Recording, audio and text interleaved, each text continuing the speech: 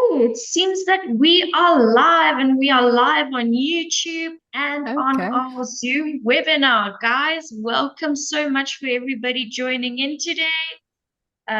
Today we have a very special webinar about food safety, something that I think is close to everybody's heart, especially after recent tragedies in South Africa. With us, we have two fabulous speakers that's bringing a lot of insight and knowledge from their fields.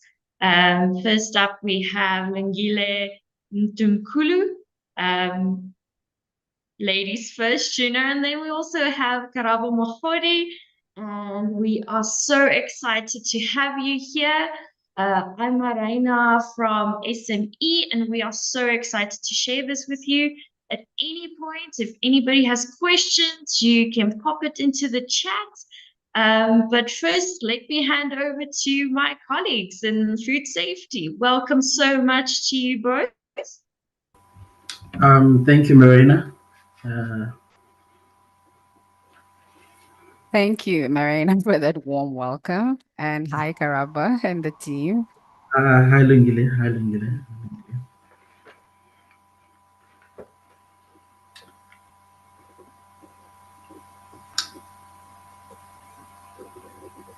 Awesome. Thank you so much, you guys. I think whenever you're ready, we can start with a presentation. Lungile, will you be first up? Yes, Marina, I'll be first up. Thank you. Good Awesome. morning, Thank you. everyone. Okay. Good morning, everyone, and welcome to today's session on food safety. I'll be leading the first parts of this very important discussion. And thank you for everybody for joining us. Unfortunately, the recent tragic incidences that we had on food poisoning and a surge just of the food poisoning incidences that we had in the latter part of last year have really highlighted the need for us to prioritize food safety. So today we're going to do Food Safety 101. So we're going to delve into the world of food safety. We're going to explore some key principles, practices, and regulations that can help us ensure that the food we produce is safe. So let's dive right into it. So I'm going to now be guiding you guys through the slide presentation. If I become inaudible or you can't hear me or I'm going too fast, please let me know. Marina and Garabo, you'll just keep tabs on me on that. I'm not alone. I'm joined with my colleague, Garabo Mohodi, who will be addressing the second part of this food safety webinar. So excellent, let's start. So what is going to be covered in this webinar is just some key principles. What is food safety? The importance of food safety compliance, but we'll be touching obviously the basics.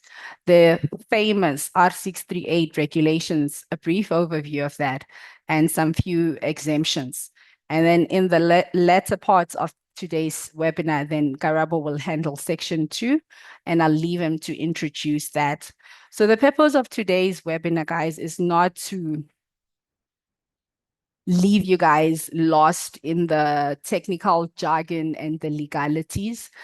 I have tried my best, and I'm going to endeavor during the whole presentation to ensure that I'm speaking in layman's terms so that we can all get empowered and educated. Like I said, if you have questions, you'll drop them in the chat, and then Marina will help us facilitate those. So, Lungile, just to interrupt you there, we are not seeing your screen. I don't know if you've shared it yet. oh my goodness, sorry guys. All right, I'm sorry about that. Let me attend to that.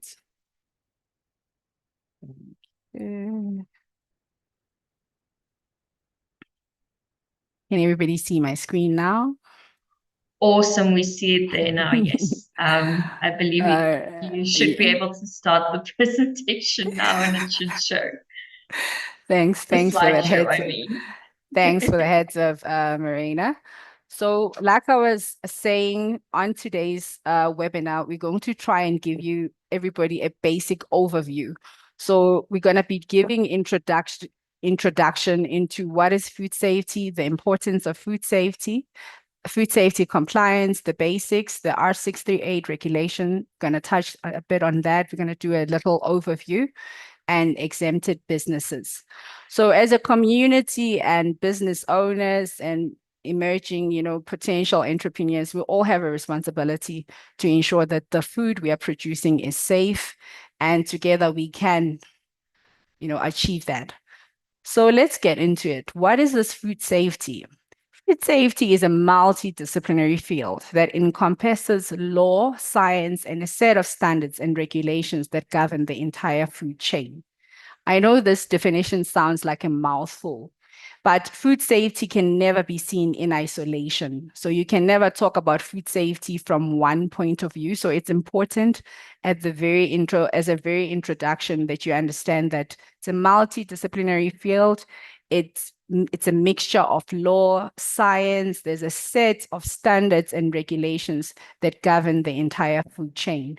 It's a complex system that requires the collaboration of various stakeholders. Amongst those, it's government, industries, customers, and the general public at large. Food safety refers to the practices and the procedures that ensure that the food we serve is safe for human consumption. It involves protecting food from contamination, spoilage, and harm during all the stages of the food production process, from preparation to serving. I suppose some of you might be familiar with the term from farm to fork. So that's generally the chain.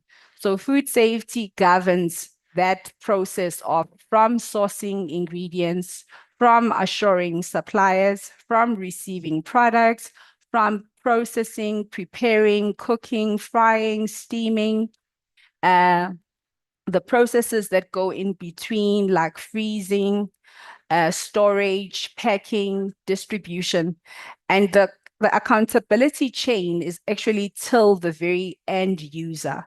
So if you're making some delicious, yummy snacks, you are responsible, or you're part of the chain. You're responsible from the sourcing of the ingredients right up until you serve it to your customers. It also refers to the hygiene standards that must be adhered to in the industry. So in a nutshell, that is food safety. So we're going to go on to slide 2. I'll also give examples here and there and some guidelines. So if you want to think of what is food safety, it's the whole chain, the chain of sourcing ingredients, the chain of receiving ingredients, the chain of processing your raw material, converting them into whatever product you are making, the chain of assembling it, packing it, distributing it right up until the person gets to enjoy your treats. So we're going to move on to the importance of food safety. As a business leader in the food industry, it is crucial to prioritize food safety. Number one, the first primary reason is that you must protect your customers. You have a legal duty as well as a moral obligation to ensure that you're protecting your customers' health and general well-being. You have to maintain a positive reputation and brand image. In this food industry, your assurance, or the bottom line of every business, is your ability to maintain a positive reputation. I think we can all recall the previous years where incidences, how a brand can just get tarnished by one bad food safety incident, or you don't want to be at the heart of any outbreak, of any pathogen outbreak. And recently we've seen predominantly in the USA or overseas, we've seen a surge of incidences pertaining to foodborne illnesses as a result of food poisoning, or rather compromised food safety standards. So by prioritizing food safety, you can ensure that you are providing a safe and healthy dining experience for your customers while protecting your business reputation and the bottom line. I can't emphasize it enough that food safety is not a quality control thing. It's not reserved for food scientists or the technical team. Every business owner, as well as communities, should be concerned about food safety, because I believe half of us, I'm sure, have had something to eat this morning, and we are all part of that chain the whole entire day. So when it comes to protection of public health, you need to understand that there are legal obligations. Not only are you just running a business. I know when one starts a business, you don't think of the legal obligations associated with it, but you are under a legal duty to ensure that your product is safe, and at any given time, you remain accountable. So I'm going to read this statement and explain it briefly. It says foodborne illnesses can have serious consequences, especially for the vulnerable populations like the elderly, the young children, and people with weakened immune systems. So a typical example is, let's say you've made now a little delicious pie, and you've not really educated yourself with the system of making a little chicken pie, and your consumer ends up being a pregnant woman whose immune system could be compromised as a result of her pregnancy. You will not be excused if, as a result of her being immune compromised, she falls sick and dies.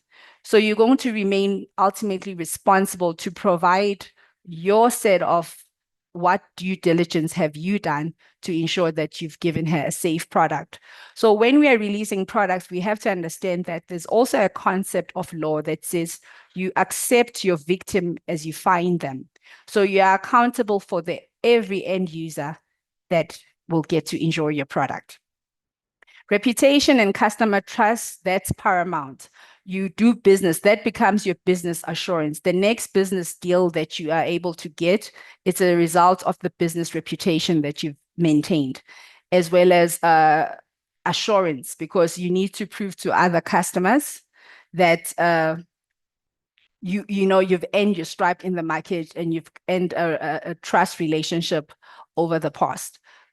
Compliance and regulations. Informal food businesses are subject to food safety regulations, and non-compliances can result in fines, penalties, and even closure of the businesses. And you can also be held criminally liable in the event of being charged with negligence. And it will also help you reduce the risk of food recalls. Those that are in the industry know, no one wants to recall products. It takes a lot of effort. It's financially draining, the impact of you having to recall a product when you realize that now I've released my chocolates and I'm selling it to primary school kids, but I realize that I'm missing the blade that makes the sauce or something. Now you'll have to recall the product because you don't know which particular chocolate is affected. So, and the consequences of recalling is that you have to engage in press conferences, and it will be financially draining for you to run such exercises. So you're better safe than sorry, and rather educate yourself to comply. And it also increases efficiency and productivity, because food safety, like I said, is a science. So there are techniques there where you are taught how to safely handle your product, which helps you optimize your operations. You can also reduce waste and increase efficiency and productivity. So that is one of the fundamental, crucial reasons why all of us should be learning about food safety. I sincerely hope that this is an introduction to many more of food safety webinars where we get to have different people giving us advice and education, because like I said, food safety is complex. It's a combination of different disciplines. Don't be an island. If you want to understand food safety, oh, sorry, I don't know what's happening with my camera. Lingile, if we can just give it a minute and just see what's going on with your camera. Can you please also just switch the presentation to slideshow mode, just so we can see the presentation a bit more clearly, please? Yes. on the slideshow. Oops, what have I done now? Sorry. Okay, can I stop sharing and try and sort that? Okay, let's just give you a moment. Oh.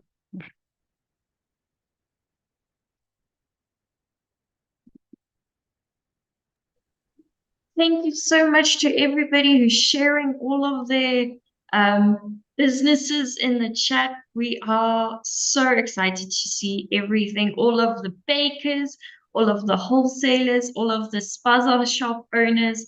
This is so interesting to see where everybody's messaging from, from everywhere across South Africa, Pretoria, Krugersdorp, Tembisa, I see. It's a lot of interesting places across South Africa. I haven't seen Cape Town yet. Is there anybody from Cape Town? Maybe from our other provinces? East Rand, interesting, awesome. Nangile, are you managing there? Yeah, but I've had managed, but then it just makes the whole slideshow. Okay, from beginning. Okay, wonderful. And your camera's fixed now. Yeah, sorted. Thank you for the indulgence, guys. All right, I'll continue. We had just touched on what is food safety and the importance of food safety. So we'll move now into the food safety compliance basics. So what do we mean by food safety compliance basic? Like I said, it's a combination of law and science.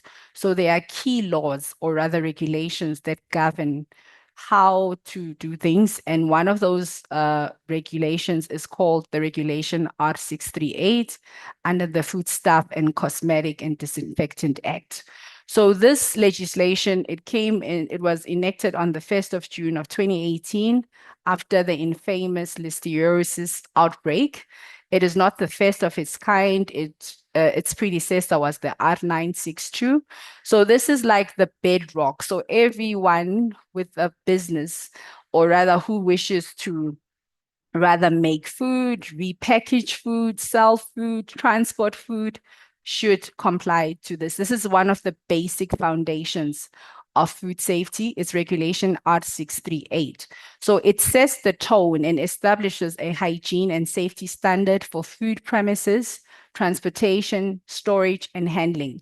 So if you fall within the scope or this definition, if you are either in this chain, you need to get acquainted with the R638. You can access directly from Google. You can access under the Department of Health and under the Department of Trade and Industries and under the Department of Agriculture.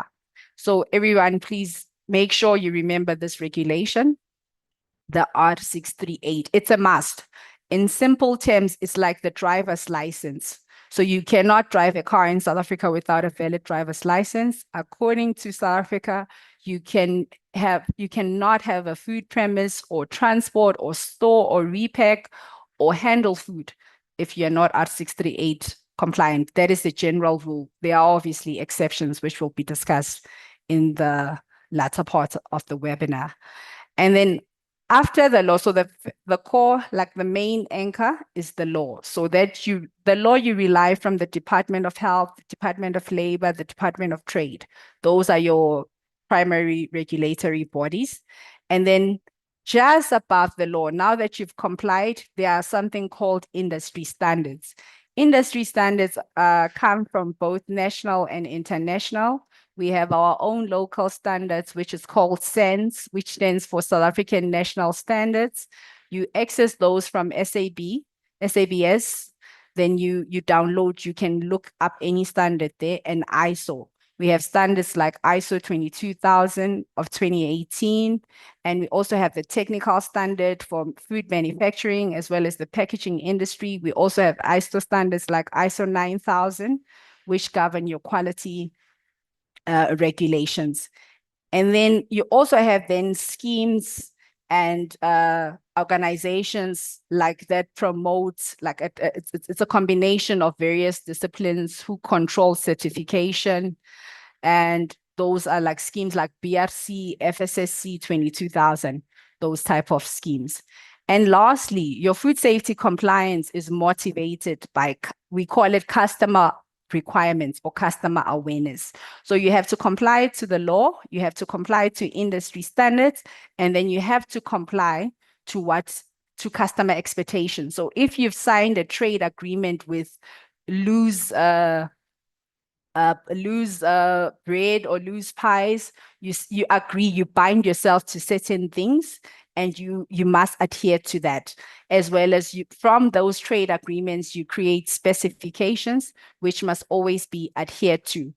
A typical example of all three in place would be like your allergen declaration.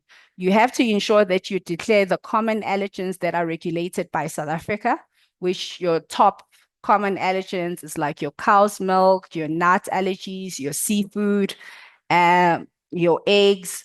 And then over and above that, you might have a customer who says, I want to know if there's sulfites in the product. So you'll have to disclose that over and above your label. But from a regulatory perspective, when we check compliance, we'll be checking you against the general rules of the regulation. If you are subscribed to an industry standard, we will check you against that, as well as your customer requirements. So that's compliance in a nutshell there. Then we're going to touch base on the overview of the Art 638. So this regulation, it requires that every person in charge of a food business is trained in food safety hygiene. So this is one of the new requirements that came through from 2018, which insists that everyone who is in charge of a food business. So before, training was only limited to managers, quality team, people who are just handling the food. But now you are legally obligated. So if you're in the food industry, you're selling food, moving food, packaging food, you must get trained. This training ensures that the person in charge can operate the business legally and then apply for a certificate of acceptability. And in a more detailed webinar, when we can explore more about Art 638, the question becomes, who is in charge of a food business? Some of the easiest way is to say it's the person who controls the business at its highest level. So you cannot negate your responsibilities and just choose one of your food handlers and say they are trained, because it's somebody who makes the decisions. Art 638 food regulation requires that establishment keeps thorough documentation and records of all food handling, preparation, and sanitation practices. This is one of the core elements of food safety. So one of the core elements of food safety is called record keeping, in simple terms. In the technical terms, we call it traceability. So you must be able to show, I'm going to go for a very easier example. So I'm a lady, I sell sweeties to children during break times for certain schools. So now, according to this regulation, I'm expected to know, where did I get my stock? So even at a basic level, I know in bigger industries, we have systems, we explore like IT to help us keep track of all the documentation. But even at a local level, you can have a book. You can record when you buy your stock. You can open one packet from which you source the stock. Let's say you got, let's use Garabo. You bought Garabo chips. So now Garabo chips is the brand. You'll record the brand, you'll record the batch number, and you will record the expiry date. So you need to keep this information, that should there be an incident that kids who ate the chips that you sold at school have now become sick, then you're able to produce the data to say, no, I bought these chips on this day. Here is my receipt from Garabo Chippies, and this was the batch number. This helps you to be able to track where your food came from. So this is very important. So at any level, small or large scale, you are required to keep documents. And it's not just about capturing them once, you need to have the ability to produce them. So the general rule is that you will keep them for 18 months. So you need to keep your records of everything that you're doing. So the question, the controversies has been a lot of controversies about how to obtain this R638 certificate. We had people selling the certificate, promising the certificate and exploiting a lot of people. The R638 certificate is not for sale. You don't, what you do, like the driver's license, you pay for its administration. You don't buy the certificate. So you approach the department, your local environmental department of health, and then you follow these steps. So I'm going to take you through the steps. So guys, and also don't get confused. Same with the driving example.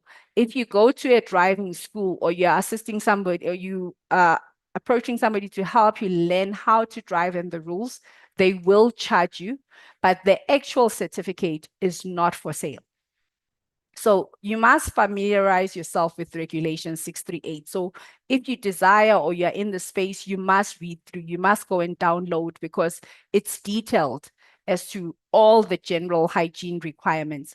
So the general requirements for your food premises will include basic things like hygiene, pest control, storage handling. So it will also help you. So I'll talk you through also the way in Joburg, our local department, how it works. And then secondly, you prepare your facility. So once you go on the website, you will see the checklist. You will see what are the requirements for your facility. So they'll ask you questions. You'll have to prepare a facility for hygiene, for food safety requirements. So the inspector from the Department of Health comes to inspect or rather audit your facility. So I'm going to move on to the next slide. Step 3, like I said, record keeping, you'll have to gather the required documents. You'll have to have a report about your pest control report, cleaning cleaning schedules, sanitization programs or procedures. You're going to have a basic layout of your facility, meaning you need to know where you are and the plan, how does things move, like your product list or your menu, your ID document of the person in charge, because the certificate is issued to a person, and your zoning certificate, proof that you are in the right area and are correctly zoned for food handling. So for instance, you can't have a food factory right in the middle of a mining community and you just open your factory there. You're going to have to, like I said, your list of suppliers, details of where your food products come from. So again, you see this concept of traceability. It's a huge thing in this industry, traceability. In simple terms, traceability just means the when, the how, the what of your product, and you need to always retain records of that. And proof of your food safety training. You'll have to show records. It's either you've gone to, there's many training houses that one can go to so that you get certified that you have been trained as a person in charge. And then step 4, you apply for the certificate. I see hands. Marina, will you help us, or is it? I keep seeing the hands that are raised. All right, I'll continue. So you apply for the certificate. So in other industries, you don't even have to do a lot of formal application. You contact the municipality, they'll advise you of their method. So sometimes once you've contacted them, they allocate you a date and then they visit your site. You can ask for the criteria beforehand, but during even the initial inspection, the inspectors are very, they are called environmental practitioners. They are very knowledgeable. They'll guide you through where you're lacking, where you're not compliant in terms of why you can't get your certificate, or rather whether you've passed the inspection. An environmental health practitioner will inspect your premises, and if you are compliant, then you will pass the inspection. Then they will prepare the R638 certificate. There's usually like a fee, but the fee is nothing okay, I haven't had, it's been a while since we got ours. So the fees is usually like 200 rands or can't be over 500 rands. So there's exempted people who don't have to have the R638 to run their businesses. But these exemption doesn't mean that you don't have to follow food safety. It just means that you will not be shut down if you don't have a certificate of acceptability. So temporary food stalls, you don't have to have so those are the requirements, some of the exemptions. If you you operate for less than 30 days a year. Small scale farmers who sell their produce directly to consumers, you don't have to have an R638. Home industries that produce low risk foods such as baked goods, jams, honey are exempt from certain requirements, such as the need for a formal food safety management system, charity organization, and traditional or cultural food preparation establishment. But exemption does not mean exemption from food safety. It just means you can operate your business without being in possession of the valid R638 certificate. So I hope that clarifies our discussion. So just to quickly recap where we started on food safety. Food safety is a multidisciplinary field. It's a combination of law and science. Please, if you're in the food space, don't be an island. There's lots of food safety communities. You need to subscribe. You need to get empowered. You need to get informed. You need to know regulatory requirements. You need to know health requirements for safe manufacturing. And that concludes the first initial part of the section. And I'll touch base with you guys at the end of the session for the key takeaways on the presentation. So over to you, Karabo. Thank you, Lungile. Very insightful. Please don't remove your slide so I can control from your end. Okay. I'll just request control, and then we can just continue from here. Yes. Can we? Yeah. Are we still fine on the line, everybody? Am I audible? Can I just a show of hands, fingers, if I am audible to everybody that's on the line? I can hear you. You can hear me. Okay, great. I'm seeing the fingers come through.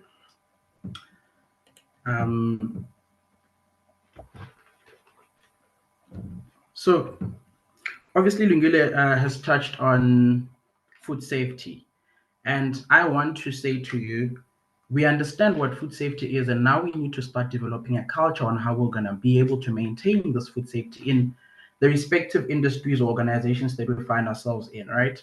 Just to recap, food safety is the scientific method of you are then handling, you are preparing and storing of food to reduce risks of consumers becoming sick from foodborne diseases. So essentially, your objective as a business is to make sure you're producing food that is safe. Now, how do you come up with a relationship or rather a culture to make sure that your food is always safe? In any household, I want us to start here. In any household, there is a behavior or rather a culture that exists. There is a curfew. People can't be back. Kids can't be back at 6 o'clock or 7 o'clock. There's specific times that you need to be home by. Same with food safety. Food safety has a specific culture. Now, the culture that is within food safety says to us, we need to have a relation to our values, our beliefs, our practices, which I'll touch base in the next slide, our behaviors to food safety from the owner to everybody working within that organization. So from top management to everybody within that organization, we all need to have the same belief and practices to ensure that we are producing food that is safe and does not cause harm to our consumers. Now, what components do we need to develop a food safety culture, right? First and foremost, we need to come up with procedures to govern our good manufacturing practices. Now, Lugila's touched on a couple. She spoke about premises, she spoke about pest control, and those are things we need to come up with procedures to be able to maintain a good food safe culture. The other thing that we need to do in our whole process, yes, we have procedures now. Now we understand, that we need to wash our hands, for example. How are we routinely going to monitor this and make sure that we're complying? The one thing that you can do is to ensure that at least, maybe once a year, you come through, you are going to have somebody to swab your areas to still confirm that the detergents that you're using are still very good for washing your hands, and they are effective at removing the organisms that you have. But routine monitoring and compliance, this is auditing. Obviously, Lungile is here for us. I'm also here to be able to help you with any auditing procedures that you might need to be able to make sure that you are complying at all times. Now, you need to report back to say, yes, we've audited. Is our system, is our procedures that we've implemented effective at maintaining the culture that we're trying to have, effective at ensuring that the food that we're producing is safe for our consumers, right?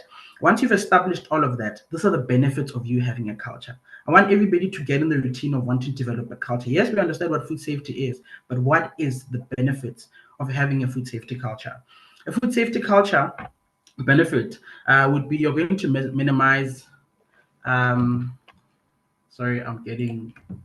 you're going to minimize the incidents that impact the safety and quality of products. Now, you don't want an incident. We don't want a situation where they say we've had a bread from Lungile again, bakeries, and Lungile bakeries had mold upon opening. It had that. Your system needs to be really good that you can be able to minimize these impacts and produce good food. You're going to have an improved employee and engagement and productivity. Now, this is very important because if the shop owner and people that all work in the shop understand what food safety is and believe in the food safety culture that's being developed, you're going to have feedback from your team to say, hey, we don't have 1, 2, 3, 4, 5, or I feel 1, 2, 3, 4, 5 is out of place. It does not correspond to the procedures that we have had. Now, we're going to say, we don't have soap, we don't have the hair net. Why are we going into our shop without a hair net? Our hair is going to go into the food and so forth. These are little engagements you're going to have from your employees to be able to improve food safety culture. I'm sorry for that. Now, sorry. Okay. Then once we've had that engagement from our employees, we're going to then have a benefit that we're going to have consistency in the product quality. Our product that we're going to produce is going to be very consistent. It's not going to be all over the place. We're going to be able to trace what is happening with our product. Now, we spoke about culture and we spoke about its practices and behaviors that need to be followed to be able to achieve a food safe environment or other food safe factory. Now, these are some of the practices that need to go into play. Hygiene, the most important. Wash your hands. Every employee that goes into the factory or goes into the shop must be able to wash their hands. The other one is cleanliness. This is very important because this speaks to your equipment. The equipment that you have, is it easily cleanable on the surfaces? Are you able to get through or inside the little pipes or pans that you have? Are you able to clean everything thoroughly? Are you using the right chemicals in this particular space? Now, pest control solely, or rather, encompasses quite a lot of things, and encompasses your building. Is your building a hub for pests to be there? Once you fumigate, are you able to get rid of pests in that particular space? It's so important that we ensure that we don't have pests in our organization, because once you have pests, are we able to control them? Is our environment or is our buildings allowing us to control those pests? Because a pest carries so many organisms or microorganisms, right? Storage. You are running a shop or chisanyama. In your chisanyama, you are having and you are receiving raw meat. As you receive your raw meat, you're storing it with your cooked meat. This is what needs to be avoided, because storage says, I know what I'm receiving, I am documenting what date did I receive it by, and I'm segregating based on first in, first out, which is FIFO, or first expiry, first out. I'm storing what I need to store in the right condition. You are receiving meat stored in the right condition, which would be cold conditions, correct? And then you're going to have to prepare or your cooking. This is very important. This is a very good practice that you need to have during your preparation of cooking. This is where a lot goes wrong, because this is the hub for microorganisms to grow. Number one, during your preparation of cooking, it is important that you're going to monitor your temperature and the time. You are making bread.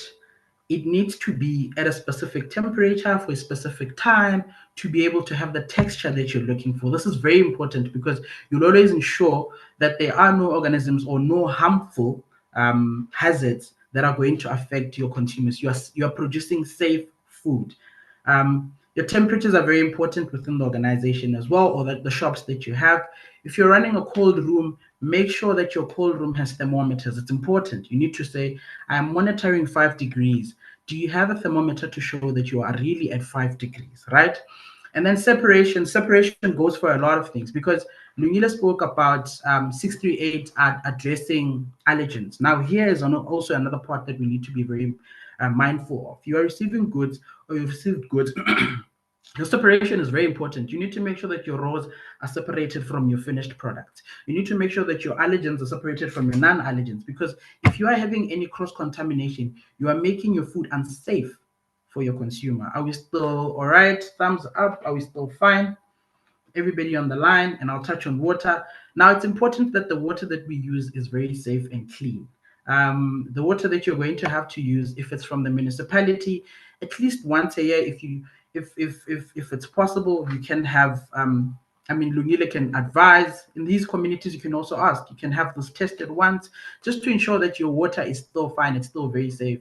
If you're using borehole water, you can also do the same, just to really, I mean, confirm to yourself and the rest of the consumers that are consuming your food, or people that are consuming your food, to say, this is the food this is the water that is safe, and the water that I'm using to produce my food is safe. I'm seeing a couple of questions come through. I just couldn't read quickly. But anyway, Lungile touched on as well. He touched on regulations.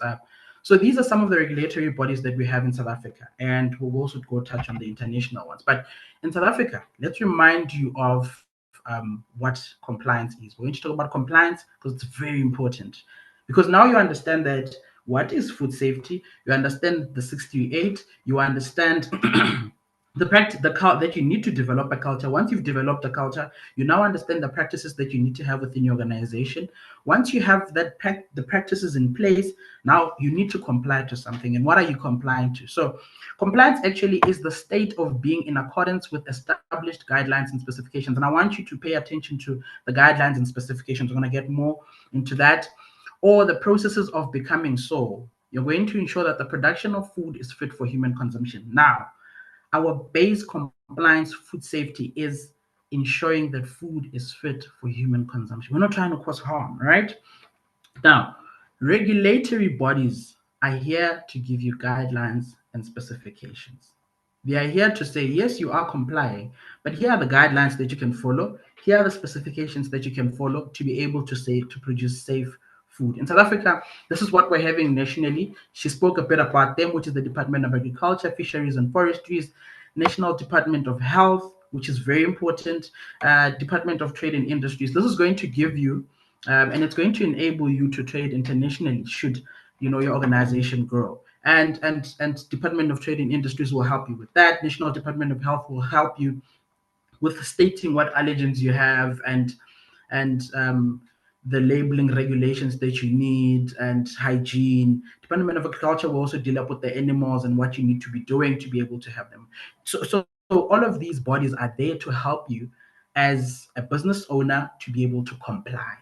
Because now you understand what food safety is, you understand now what compliance needs to do with. Now, internationally, we've got the Codex Alimentarius, and then we've got ISO 22000. This is obviously as you're growing up, you will have benchmarking schemes. This would be ISO 22000, and then you would have GFSI, which is Global Food Safety Initiative, and then you'd have the BRC. This is for Europe, normally Britain Retail Consortium. So all of these are so important because the international ones, once you've managed to comply, you can be able to access business from a bigger, broader perspective than you would have believed, right? And I want us to go to the image that's on the right-hand side, the one that has Codex Standard of Food Hygiene at the bottom. Now, I want to touch base on this because this is so important. We're going to talk about Codex. Codex has a it's an organization that comprises of the World Health Organization, and they're very big on food hygiene. Therefore, they are promoting HACCP as a food safety system that is there together with the national regulatory bodies. Now, I'm going to get into HACCP, and we will try explain it, as detailed as possible. So the objective of regulatory bodies, number one, we need to understand regulatory bodies are here to ensure that our customers and consumers are protected. We need to ensure that food is safe to eat, it's properly labeled, and then it's free of adulteration. Now, adulteration would mean you are tampering with the food. You are claiming it is something that it is not. It's going to enable international trade. This is what regulatory bodies are going to do for you. They're going to enable international trade. They're going to ensure that food products meet national requirements for safety and quality. They're going to promote traceability and risk-based thinking. Lumila did touch a bit on the traceability part. We will go deep into it as well as we go down so that we can all understand what it entails. Now, I spoke about HACCP. This is very important. Now, I want us to follow this trail. You understood what food safety is. You understood what 638 is, because it's very important as a business owner, as a food business owner. You then understood what the culture is and why you need to establish it. You understand what compliance is. Now, once you've understood all of those things, there is a food safety management system that you need to follow to be able to be consistent, right? And how are you going to go about this, and how are you going to do it? You are running a shop, and you don't know how to go about it. First and foremost, you need to assemble a multidisciplinary team. What does it mean to assemble a multidisciplinary team? You say, all parties that are involved in my organization, let's come together and identify the potential hazards that we have in this organization so that we can consistently produce safe food. Now, the first one that we need to do in our hazard process, it says we must identify hazards. First and foremost, you're going to review your process and identify potential hazards. There are 3 different types of hazards. There's chemicals, there's physical, and there's also biological.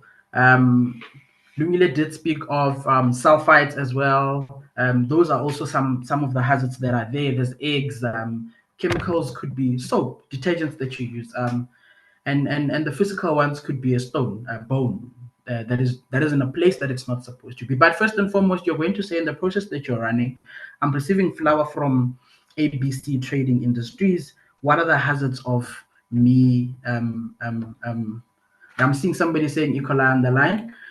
What are some of the hazards that I'm going to have as I'm receiving my products? And from that, once you've done, you do that and you try to identify hazards throughout your process. So you're saying, I'm receiving flour. From there, I'm going to have a kneading process. I'm going to have a baking or proofing process. I'm going to have a baking process. At each and every stage, you're going to establish and identify different hazards that exist.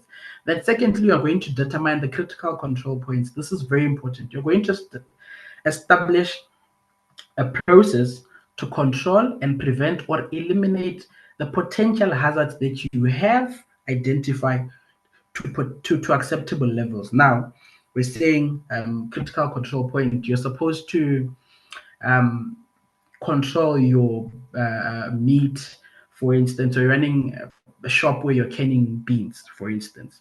Your beans need to be held at a specific temperature for a specific time to be able to kill whatever organisms that exist within this pack of beans that is cooked, right?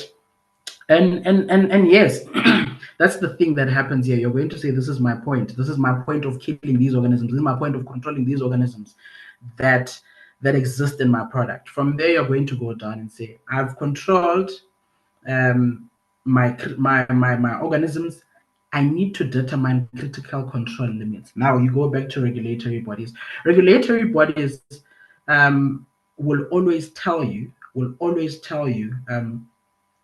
what limits you need to be at, because they are bodies that say, we want you to produce safe food. They will give you, they are guidelines. Again, remember we said they are guidelines and they give specifications. So they're going to guide you to say, this is the critical limits that you need to have. So what does it mean to establish critical limits? Establishing critical limits means you're going to determine the maximum or the minimum value that is reliable reliable in preventing and eliminating or reducing hazards at an acceptable level. You're going to say to yourself, I understand I need to kill this particular organism, but at what temperature should my system ever fail? At what temperature should it go? Should I go 1 degree below or 1 degree above? So that I can be able to control the organisms the way that I want to control them.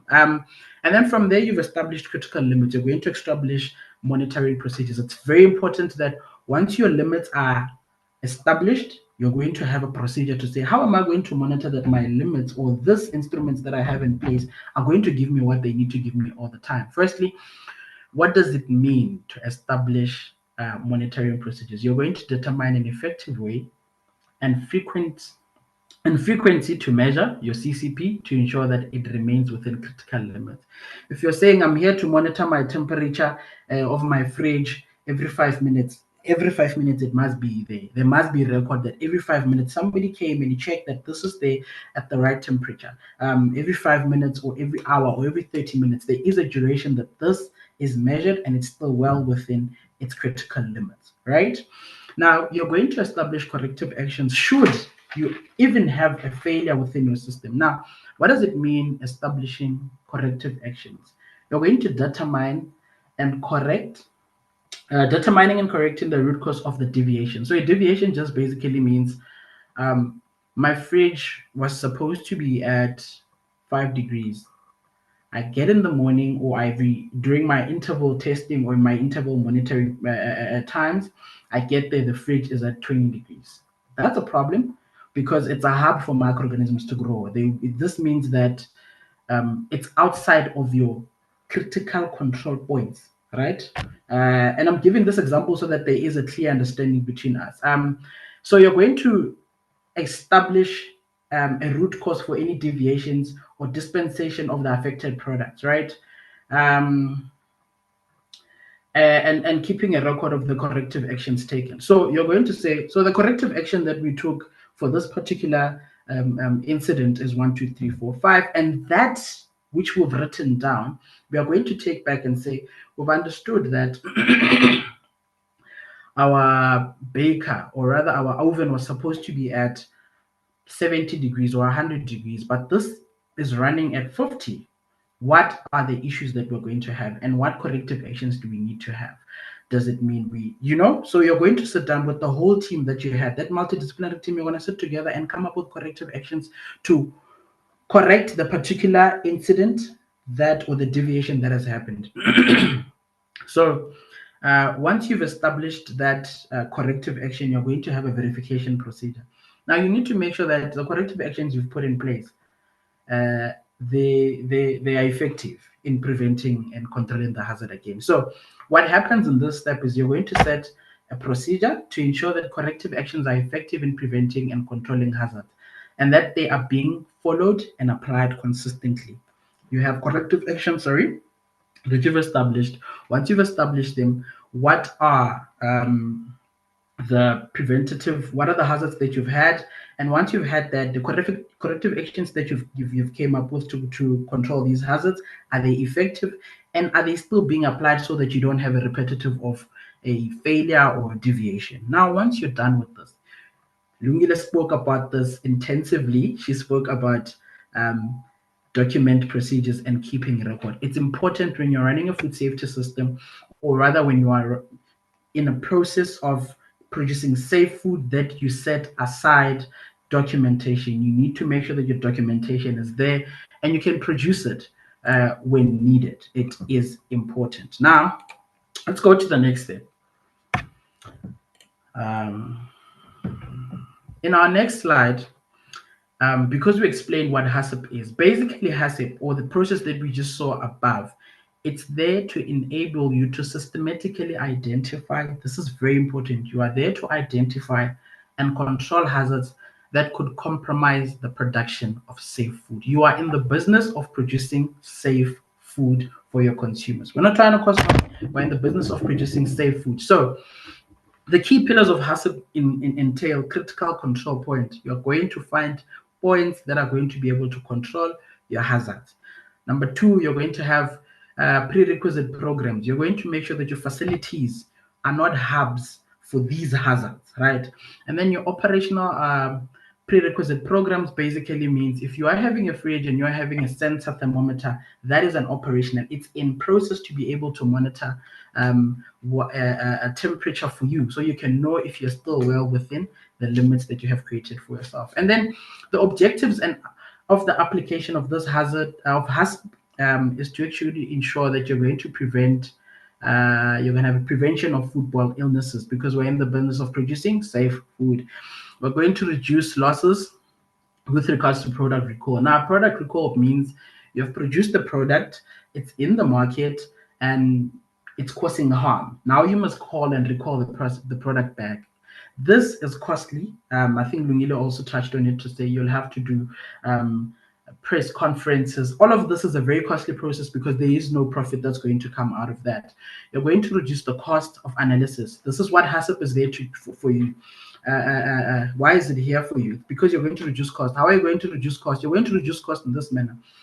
You're going to ensure so we're saying cost of analysis. You're going to cost of analysis means you have maintained your system, you've got a good culture, you have identified your limits, you have identified your hazards, and you can effectively control your hazards. And then once you've done that, you don't need to put a lot of money in ensuring that you're consistently doing food analysis. Is it complying? Is it not complying? You are having a process where you are maintaining, and you've got a system in place to maintain and ensure that your food is safe all the time. Identify your hazards, you're going to comply, and so forth and so forth and so forth. So the most important part of a food safety system or food safety is this traceability. I think Lungile did. He tried to go intensively into it, and it's very important that we understand what it is. So traceability is the ability to track and document the movement of products. Now we're saying products because the finished products, your ingredients or material through the entire supply chain. And we're saying supply chain, we're talking about from raw material sourcing to an end product where the product is being delivered to the consumer. Now, it also involves recording and maintaining detailed information about each step of the process. It also includes production, your processing, your packaging, your storage, your transportation, and distribution. It's important. If you are sourcing from Sibongile's bakery or Sibongile's wholesalers is giving you flour. Understand the batch of the flour. Know the batch of the flour. Know the production date of the flour. That's very important, because should anything ever happen to your product, you can be able to trace it back. And throughout the supply chain, you understood that this particular bag came in as this batch.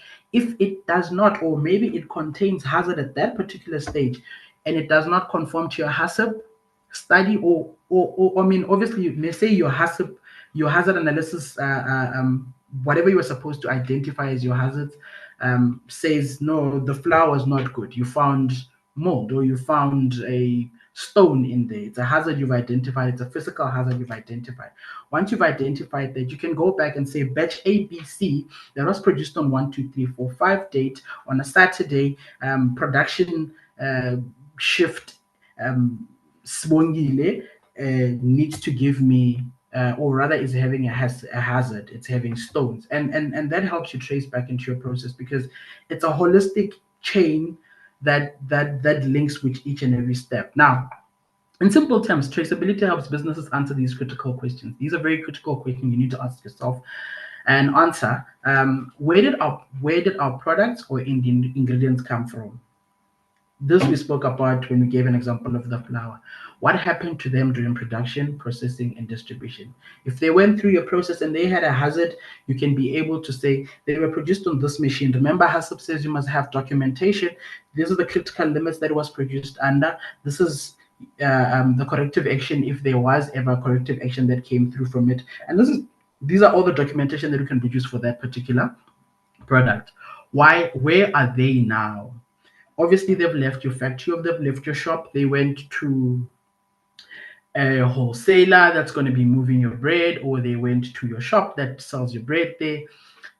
that's where you're understanding where they are. You're going to understand also the quantity that is there. Then what's their history? Now, what their history is, product from end, you're going to have a batch, you're going to have a production date, you know which line it was produced on, where it was produced, who was there, and what hazards did it have, and which batch, and who is it coming from. So you're going to have a whole line of history for one product. And you're going to have to clearly identify the history of this particular product, because it's important during your traceability. Now, I'm just trying to move to the next slide. There we go. Now, you understand food safety, you understand the 638 and its compliance, you understand the culture, you also understand the practices that need to be there for the food safety culture, you understand the HACCP, or being able to identify the different hazards that you have, you understand what traceability is. But what are the benefits of me having traceability, or what are the benefits of traceability in my business? Now, by having a robust traceability system in place, businesses can, and be with me, ensure compliance with regulatory requirements. Number one, remember 638 said you must be able to document everything. Everything must be documented. Everything must have a paper trail. It's going to enhance food safety and quality control. You're going to ensure that I'm in control of my quality of the product that I am producing.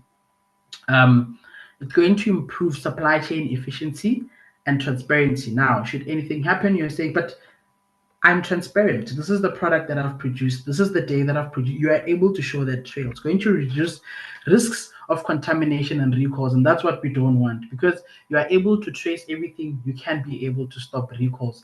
At the beginning, if your HACCP says you shouldn't be having any metal at the start of your process, you're going to be able to pick it up, then trace it back to the manufacturer, or your supplier, for that matter. Your supplier gave you flour, it has stones in it, you saw that batch, you saw everything, you keep those records. You say, supplier, batch ABC has 1, 2, 3, and I do not want batch ABC, give me a different batch. You're going to build trust with your consumers and stakeholders. This is very important. If I know that you are able to trace every product that has been within your shop, then I'm going to be very happy, and I'm going to trust your food at all times, because I know you are having my safety at your hands. It's going to mitigate any risks, and it's going to drive business growth. Now, when we're saying business growth, I know that you want to comply, or you are complying. Then I am understanding that when I talk to other people, I know that organization is complying. Then it's going to increase your business. It's going to make sure you grow. Now, these are just the summary keys that you need to take away with. It's very important that we do a recap all the time. Are we still alive? Are we still there? Are we still active? Can I have a thumbs up, everybody on the line, before we wrap up and give you summaries? Great, thank you. Now, it's very important that we understand what we've spoken about, or what we had to talk about today. We need to understand the regulations that exist. And the regulations that exist, I think, extensively we've explained the bodies that are there. Number one, we've explained the 3 bodies that are there. We've also explained to you the 638, which is very important. And I think Lungile did a great job in actually explaining it in the manner that she did. We're going to have, and I want you guys to take this, you're going to have to implement a food safety system. But before you implement a food safety system, I think we spoke about the culture. The culture is important, because if everybody in the organization believes in it, then the system is easily maintained. It's easy to maintain the system. You need to conduct regular audits. When we refer back to the slides that we spoke about, when we're conducting regular audits, we spoke about monitoring, regular monitoring. It's important. You need to check if your system is effective all the time. You need to ensure that you train your staff, and you need to educate them. Everybody that is within the organization, for them to even believe in this culture, they need to be trained. They need to understand why it's important. And this is why we're having this particular discussion today. And you need to maintain records. This one we've spoken so much about. It's important. We need to be able to trace back where our food comes from. Maintaining records is so important. These are keys that I want you to take with. And last but not least, you need to have continuously, you need to monitor and you need to improve. So if you're monitoring your system, you're finding issues, you improve on it so it doesn't happen again. You monitor, you improve, you monitor, you audit, you improve. It's a food safety culture. Your practices are in place, you are following everything that you need to follow. And I think,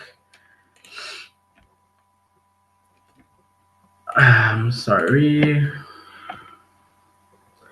we need to discuss this lastly. I think before we depart, um, please ensure that in anything, and if you are a food producer, you need to comply. And these are some of the benefits that come with being able to comply, you know.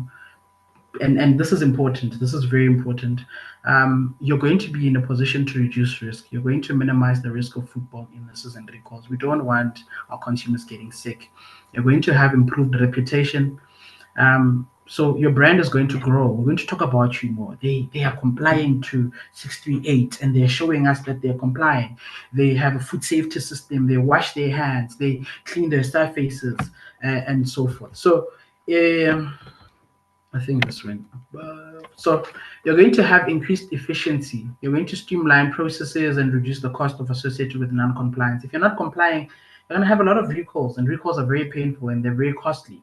You're going to have a competitive advantage. So informal businesses that prioritize food safety can be differentiate and can differentiate themselves from competitors and attract customers who value food safety. I come to your shop, you give me bread, and I know you value food safety. I know that I'm not going to have any issues. I know that you put my safety first when you even what's the ingredient you thought about my safety. Sorry.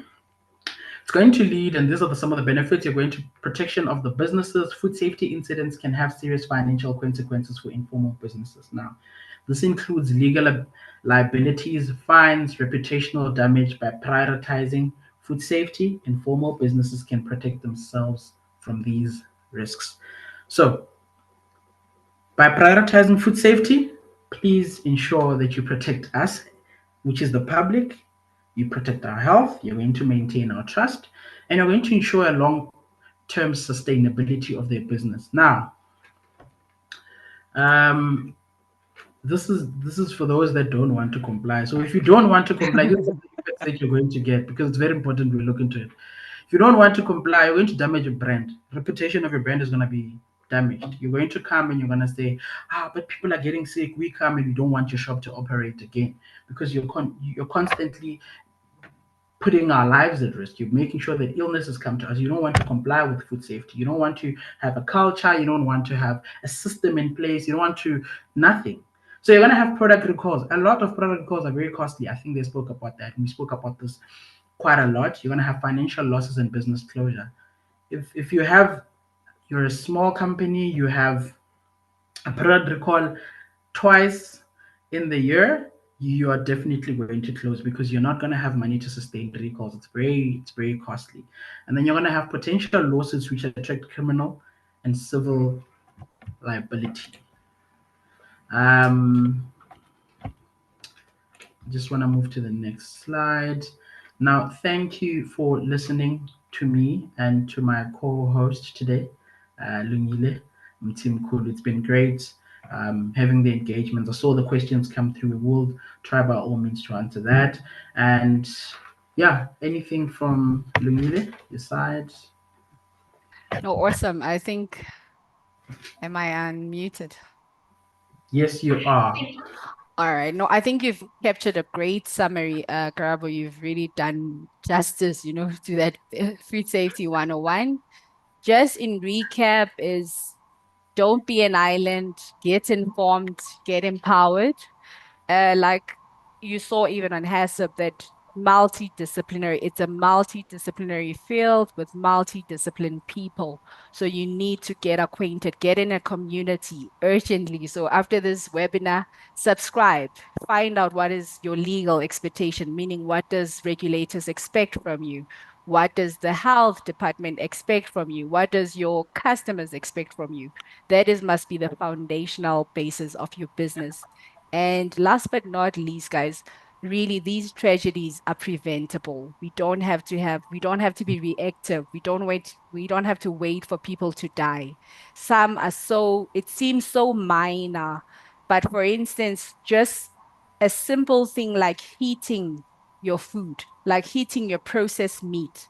So you've got a polony, you've got a Vienna, and you don't heat it. So you run the risk of whatever pathogen that maybe might be remaining, contaminating your food. And then now there's outbreaks, now there's people who get sick and people end up dying. So with education, we really can improve a better food safety environment. We can achieve better assurance. So please, let's stay informed. Let's equip each other. Like Karabo said, it's an industry of colleagues after colleagues. You need to stay informed.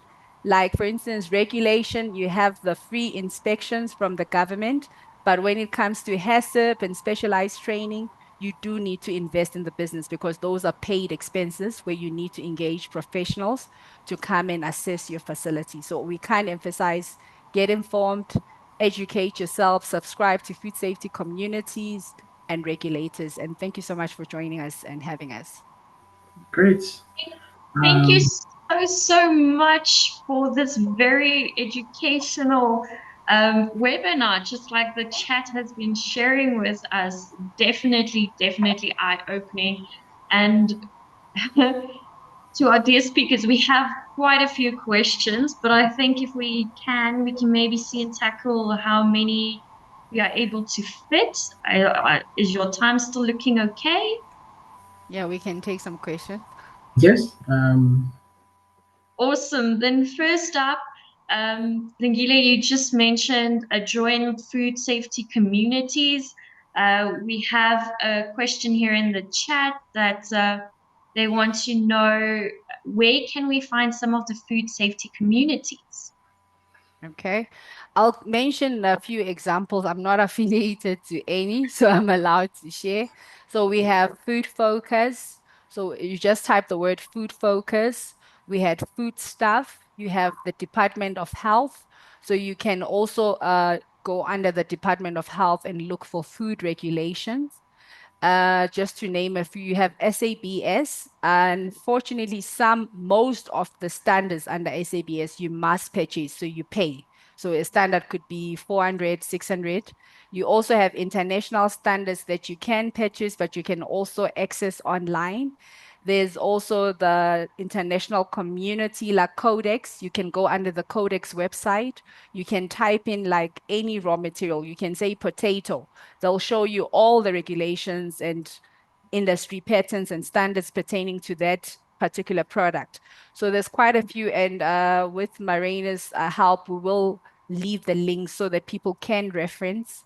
So it's very important. I know, like when you join this industry, it's not like there's a set hub where you can go to and access the data. And that's what we hope to achieve in future, where we can have more like centralized information sharing systems. But Food Focus, Food Stuff, Department of Health, Department of Trade and Industry, Department of Agriculture. So you go under these departments and you type, or even just under Google. I know we are the AI generation. Type food laws pertaining to carrots. You see a whole lot of information, both locally and internationally.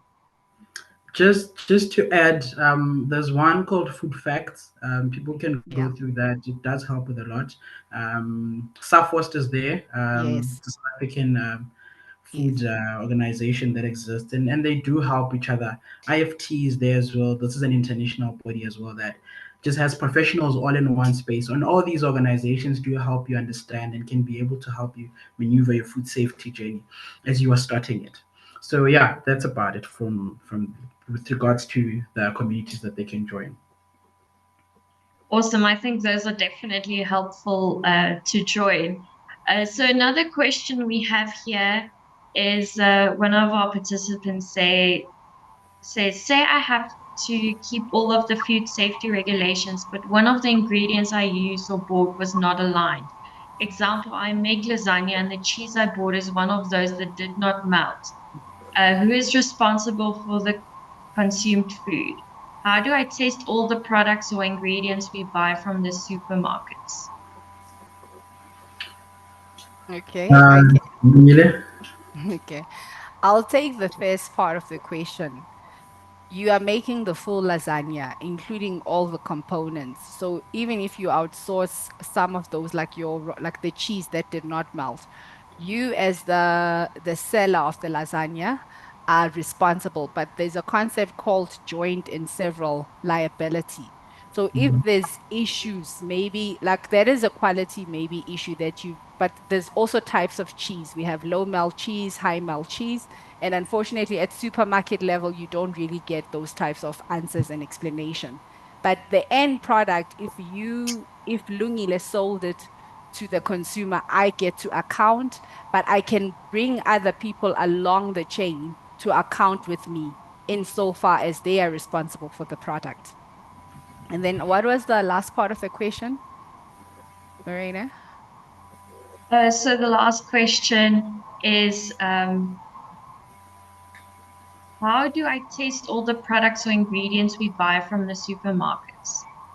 All right. Unfortunately, our regulatory bodies aren't so robust in testing. If you want to test a supermarket product, you can attempt to ask them for the data. Let's say you contact the store, it's not very popular and they're usually not so willing to give you the answers if you're not one of their preferred, let's say, suppliers who are onboarded by them. You can approach any lab. There's many labs that test products, but you'll have to pay for that. So if I want to take a cheese to say, is it safe maybe for pathogens or for whatever reasons that I want to know, I will take it to a lab. I can get those answers, but at my own cost. Just to add on what Lungile said regarding taking it to different labs, if you are really keen on testing that particular product, you can have a system where annually if you are buying a specific brand and that's the only brand you are buying, you can have that cheese maybe tested once a year. And to the labs that she's talking about, there's labs like Microcam, there's Labotech, and Asher Cloud, and them. Those can help. They can help you to be able to test if the product or the cheese is fit for whatever that you want it to be. So if you want to check if it's a low melt or whatever the case, you can ask them to do those particular tests for you, to give you the melting and and the hardening characteristics of that particular cheese. So everything that you would want to know about that cheese, you can take it to these labs. They will do chemical testing, microbiological testing for you to be able to give you the answers that you want. But not all Madam, hope, sorry, Kara, not all hope is lost. I know yeah, there's increasing demands that is why the labeling regulations are currently, they've been in and out of, like we've been considered and changed because more and more people want to know what's in their product. So as we keep probing, as we keep lobbying and pushing, you will find that even currently more and more manufacturers are sharing information. If you click, you are seeing more detailed information on the ingredients that are in the product. So we must continuously drive those answers so that the information becomes more readily available. yeah. Another question, Marina. Do we still have some time? We can still take a couple of questions. Wonderful. Okay, Karabo, maybe this one is right up your alley. We have a question asking, so if I'm getting my ingredients for baking cakes from wholesalers and I need traceability, how will I receive product specification documents? Should I contact the manufacturer or does the wholesaler have that? You're saying product specifications, those would be the ingredients that you bought from a Wholesaler. a wholesale. Wholesaler. Mm. In most instances, if you need those particular specifications, depending on what you need, you can ask for a COA. Those specifications are there. That would show you the different type of moistures that you have in your flour and so forth. So, requesting from the wholesaler for a COA if it is there because they get it from the wholesaler. They do get it once the product is out. There's a certification of acceptability that goes with that. Then you ask for a COA. They give you the COA and it will give you those specifications of the product that you're buying. Alternatively, if you do not get help, there's a customer helpline on each and every product that you buy. You can give them a call and request COA for the product that you're buying and tell them that you are also reusing their product for whatever food that you're going to use. They will assist you and they will send you that COA so that you can get the correct specifications of the product that you're running. Is it clear? Hello? I think I would definitely on board there. Can you hear me? Yes, Yes, I Marina. can now. I can now. Yeah. Okay, wonderful.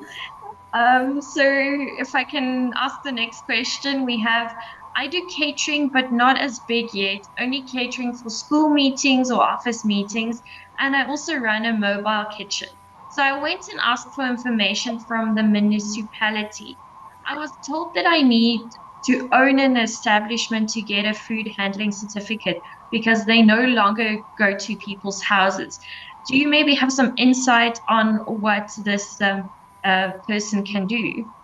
Yes. So Marina, it's part of that exemptions. So they no longer audit like an event or inspect an event. So if you are going to have a mass like a stadium that give you a permit to operate safely. But however, now with the R638, they are saying they'll only inspect a facility like premises. That is part of those exemptions we spoke about, where home businesses and local stands are exempted. So she doesn't need the R638 certificate.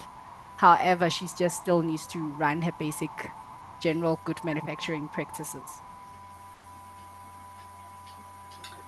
Awesome. So we have another one here regarding a temporary stall. You mentioned that you need to operate less than 30 days a year. Can you please clarify if the calculations of the operation dates include days of preparation or only days of selling? I stand corrected, but I think it's days of selling. However, for detailed information, we can always go into the regulation when you want to determine whether you exempt it. So you have to probe the details in more, like more specifically by inviting like a health inspector. And then they'll clarify you because they make a lot of exceptions so that people can still trade without red tapes of having the certificate of acceptability. And then we have another question here specifically about the R638.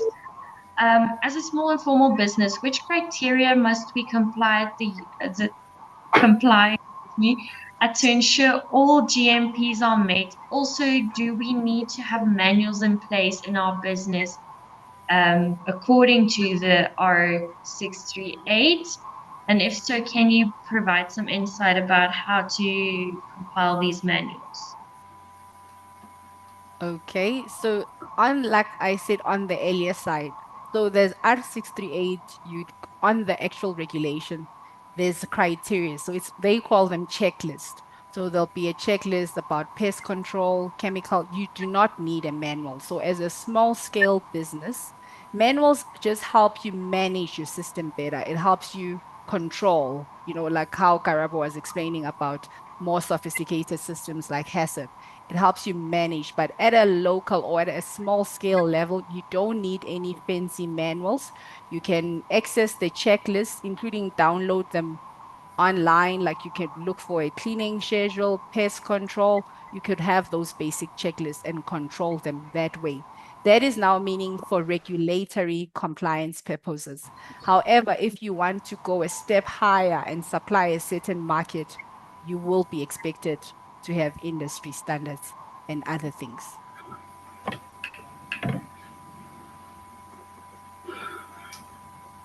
Anything to add from your side, Karabo?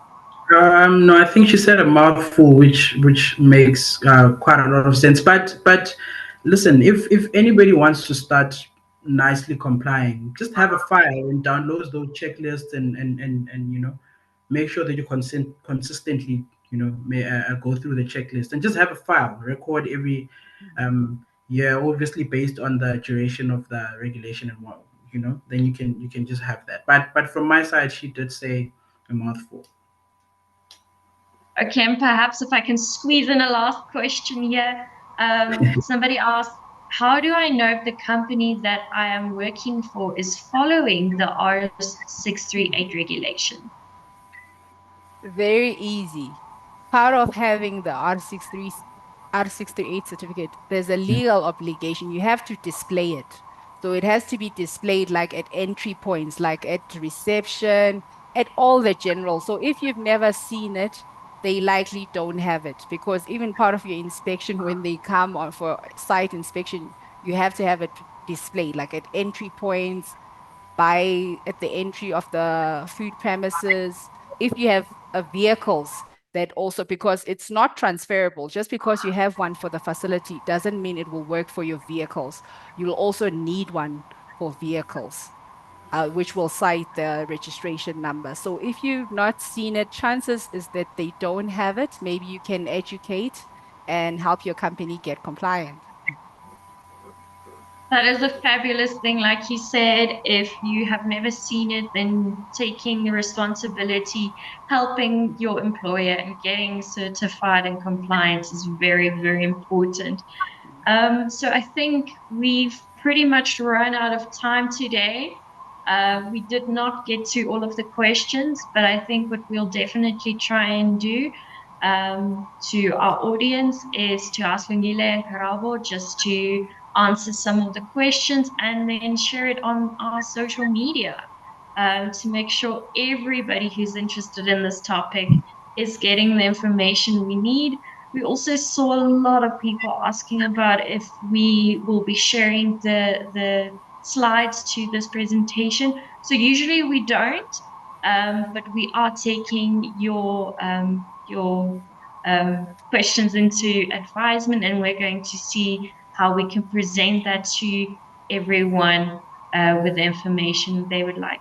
Thank you so much again, Lungile and Karapo, for joining today. This was wonderful, and I think we all learned a lot. Thank you so, so much. It's a You're pleasure, most Marina. welcome.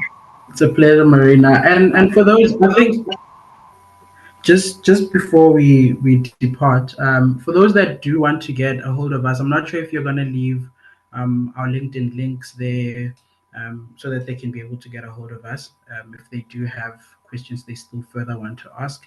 And as we do answer on your platforms, they can get in contact with us on LinkedIn, um, and then we can see how best we can try assist if we do, have any questions coming from the audience today.